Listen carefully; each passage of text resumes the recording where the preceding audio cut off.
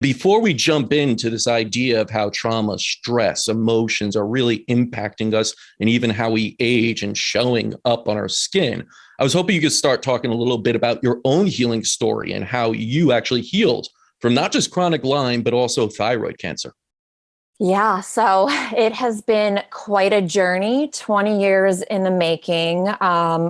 Right as I was starting my freshman year of college, I started getting a lot of panic attacks, brain fog, anxiety, fatigue, a lot of those typical subset of symptoms that nobody really knows what's going on with you, doesn't know how to help you. It was after a few times going to the hospital in Rhode Island where I was going to college and just intuitively feeling like my homeostasis was rocked. Something was really wrong. My mom found a Lyme specialist in Mm. Connecticut because I grew up in Greenwich, Connecticut, that it's an area that is completely wooded and it is absolutely rife with deer. And so many people in my community have been, rocked with Lyme disease. So my family doctor actually had said when I went to him with everything that was going on, he was like, I think that you possibly have Lyme. So he started treating me empirically, their typical gold standard. We're going to give you doxycycline for 30 days. You know what? That treatment is great if, you got a bullseye and you just got the bite, but Mhm. I didn't have a bullseye ever. So I don't even know when I could have gotten it. It was probably sometime when I was a kid and playing manhunt in the woods in my neighborhood.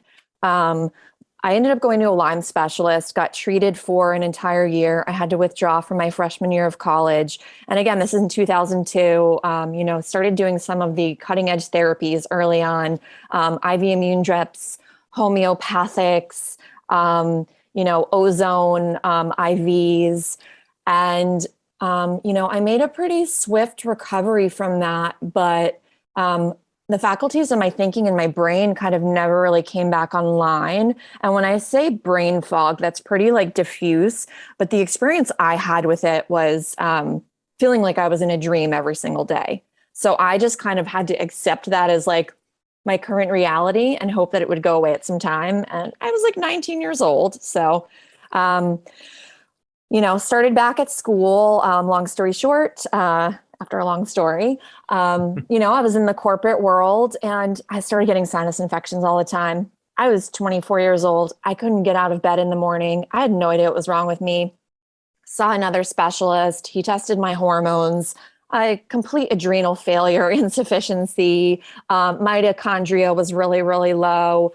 I also had Epstein-Barr virus, candida. I was put on antibiotics for a year. It decimated my system. So I ended up getting chronic sinus infections, and most sinus infections are, as you know, fungal. So I really started to do my own research because I, quite frankly, was tired of not feeling well and being so young. And I kind of became my own doctor and a little bit dissuaded from the Western medical paradigm and feeling like I wasn't being heard. And after doing a litany of tests, kind of like, this is as good as it gets. Like, we don't know what to tell you. Like, go have fun, or the invisible illness. We don't see anything wrong. So, yeah, started my journey with just doing a lot of research in wellness and going to healing practitioners. I got really, really big into acupuncture and made a swift recovery. Found out I had Hashimoto's, started taking medicine for that.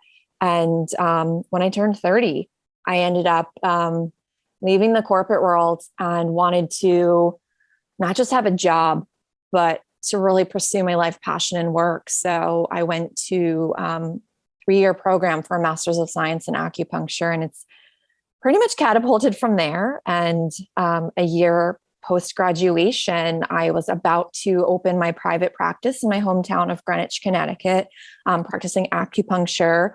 And the same doctor who found, or who postulated that I had Lyme, found a lump in my neck just doing a palpatory exam. It was February. I had a few, runny nose, kind of sore throat, and turned out that it was thyroid cancer.